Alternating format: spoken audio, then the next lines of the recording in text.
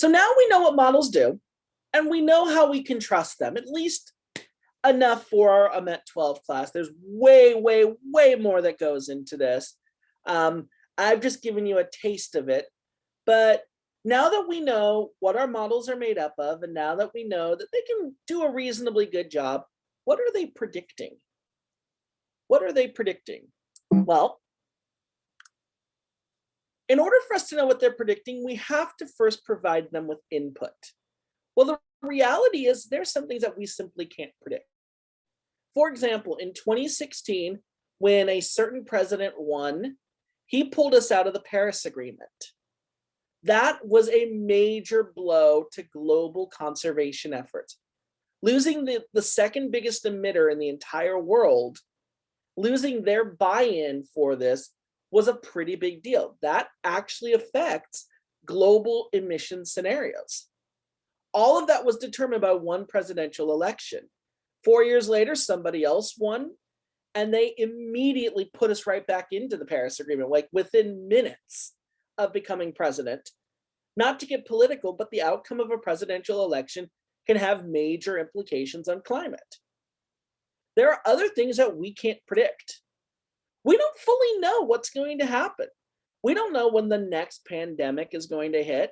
We don't know when the next economic crash happens.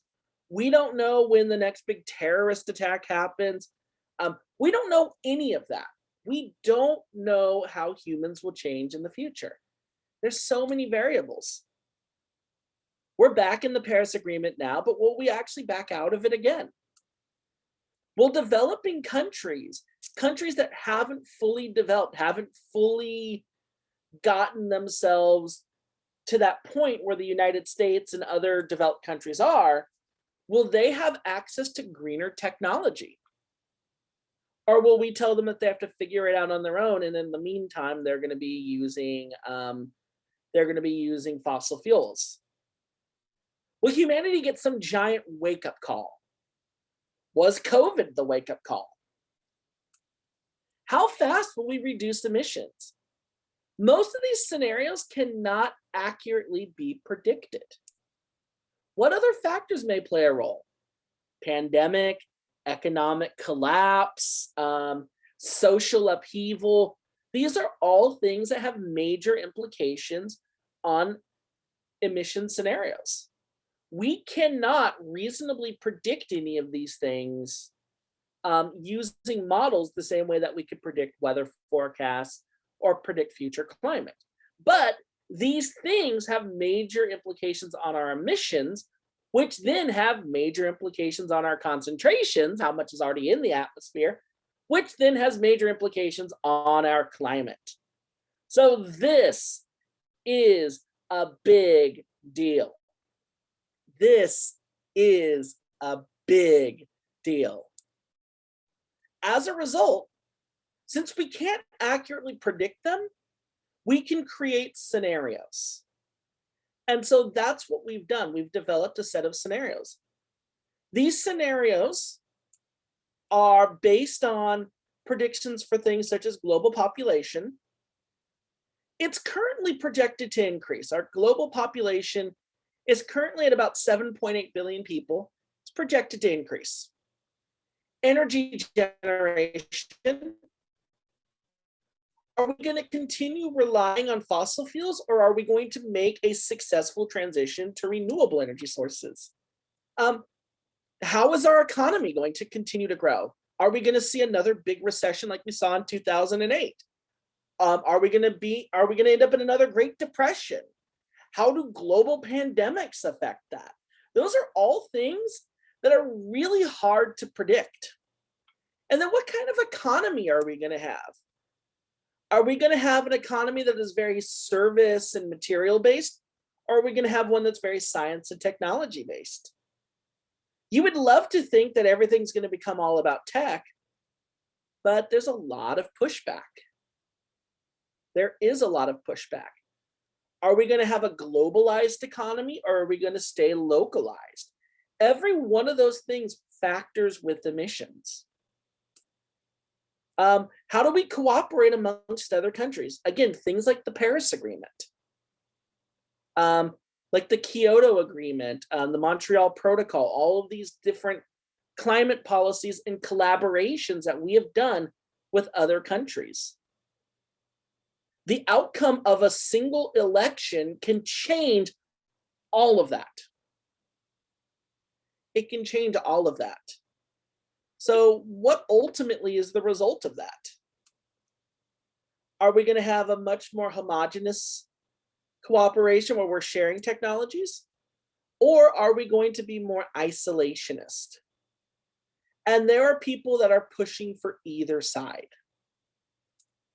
All of that said, there are so many moving parts and so many scenarios that involve social scientists, that involve economists, that involve political scientists. And this is one of the reasons why I really stress, even if you don't go into a science career, we need you on the front lines of climate science, because there's so much in your area of study, even things as simple, or not simple, but even things as what might seem as unrelated as the arts can have a major impact on human activity. Culture, religious beliefs, all of those things have major impacts. And so being able to study those things is really important. And the IPCC, the Intergovernmental Panel on Climate Change, I've talked about them in the past. They have taken information and predictions and models and all kinds of things that have been developed by experts in all of these fields to come up with a set of what are called representative concentration pathways. These pathways keep all natural factors the same. So the only thing that they change is human activity, specifically carbon emissions. And there are 4 of them. There are 4 scenarios. The IPCC says that each one is equally as likely. I don't agree with that. I'll explain why in a moment. The RCP 2.6 scenario. Basically, this is like a wake-up call, come to whatever deity you want to say moment, where everybody has like this great awakening and we almost immediately cut back on carbon emissions. Like, this is our peak, like right where we're at right now, and then boop, we go down from there.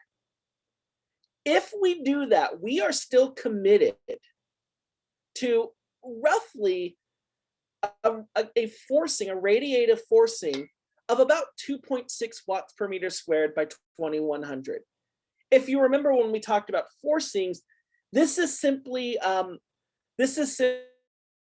change in the amount of energy that's in the Earth system. So in the RCP 2.6 scenario, we would end up with 2.6 watts per meter squared of additional energy by 2100. The 4.5 scenario predicts that in the next decade or 2, we will peak in carbon emissions, and then we'll start to decline after that. That gives us a radiative forcing peaking at 4.5 watts per meter squared. The 6.0 scenario basically says we're going to keep emitting more and more and more until about 2060. Then, toward the end of the 21st century, we're going to be declining in carbon emissions. At that point, radiative forcing peaks at 6.0 watts per meter squared, meaning that we have 6.0 additional units of heat in Earth's energy budget. And then finally, the 8.5 scenario, this is considered the worst case scenario. In this scenario, ooh, sorry, got a frog in my throat, ribbit. The worst case scenario, carbon emissions continue pretty much unabated. Nobody cuts back, nobody does any green technologies. We just keep burning, using, pretty much without reserve or conviction. In this case, we would see a peak at 8.5 watts per meter squared by 2100, and it would continue going up beyond that. It would continue going up beyond that. So the 2.6 scenario, to me, relies on some kind of magical great awakening moment. That hasn't happened. The fact of the matter is climate change is still a hotly debated topic, no pun intended, especially here in the United States. That's too optimistic in my opinion. However, the 8.5 scenario to me seems a little too pessimistic. The fact is that more and more and more people are moving over to the side of holy crap, something's happening, we need to do something about it. And I think that we have seen enough of that to where transitions to green technologies are happening. So I don't think 8.5 is going to happen either. I think that is too pessimistic. For me, I believe it's going to be somewhere between 4.5 and 6.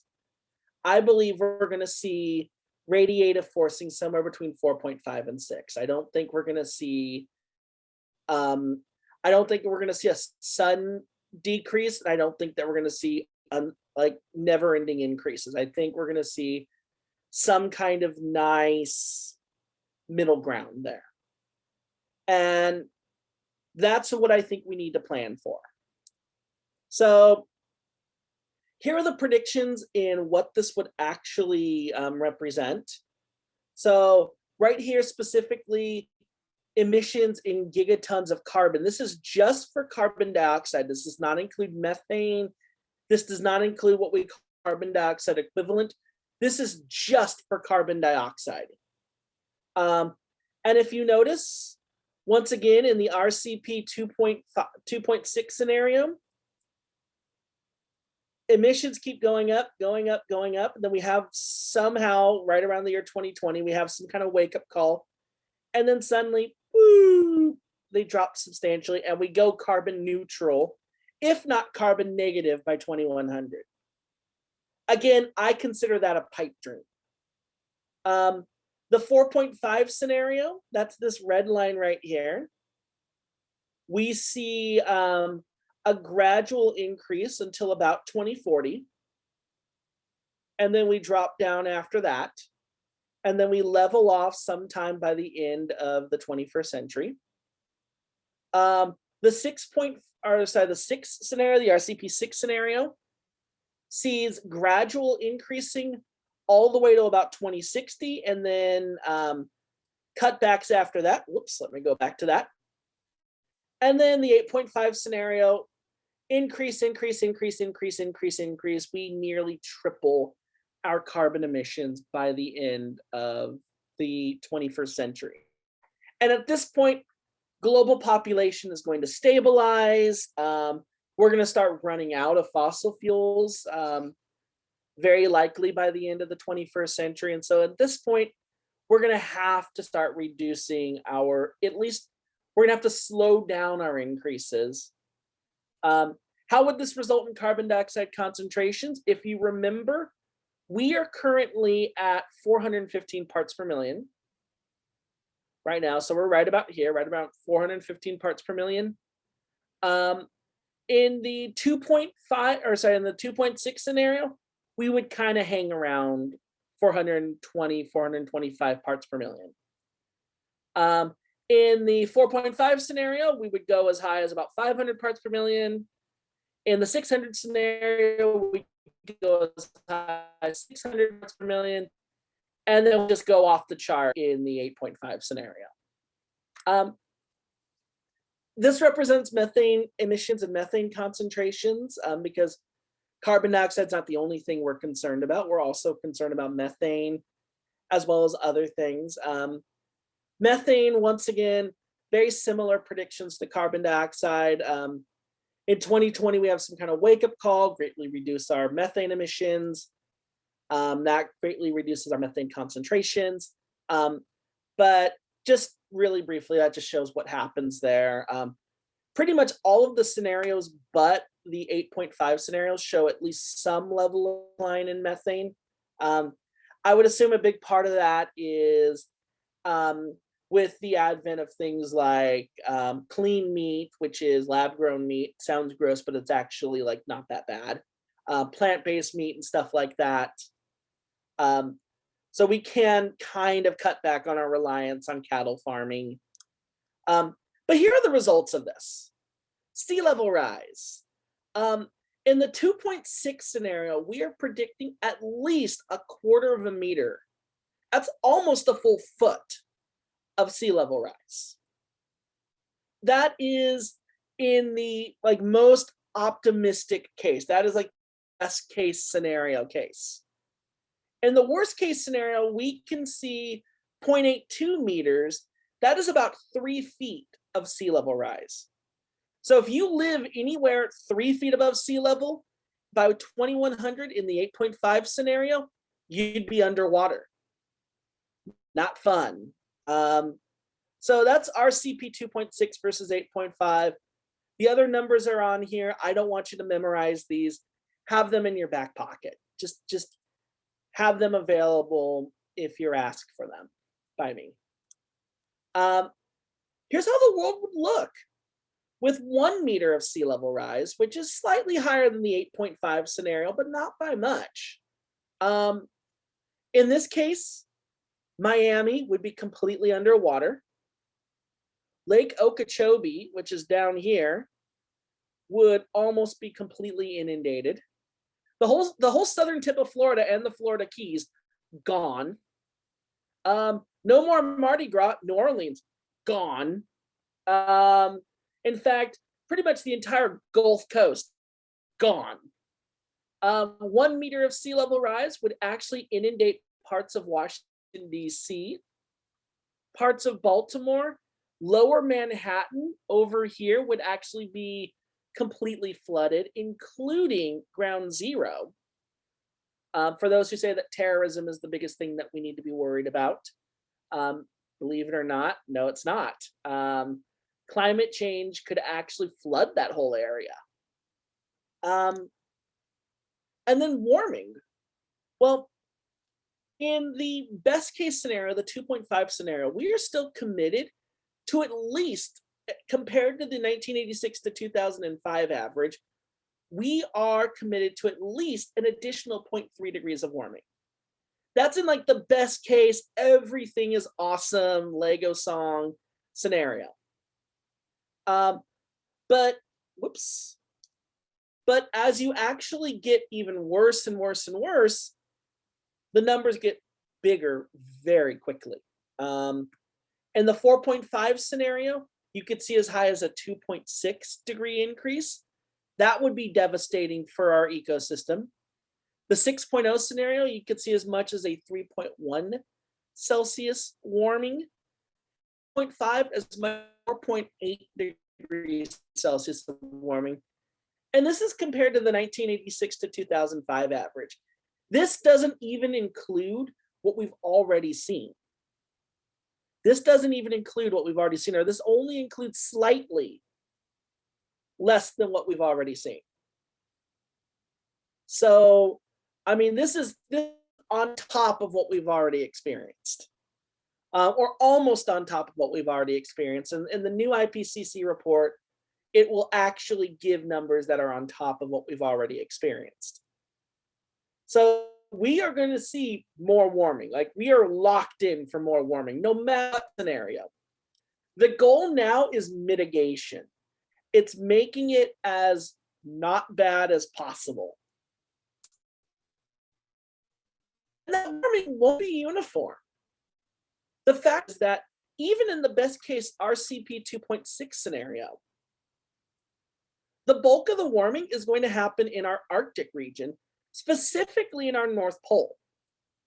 One of the reasons why is because our North Pole is ice-covered water. That ocean water, even though it's cold, it's still above the freezing point. That ice that's above it is barely above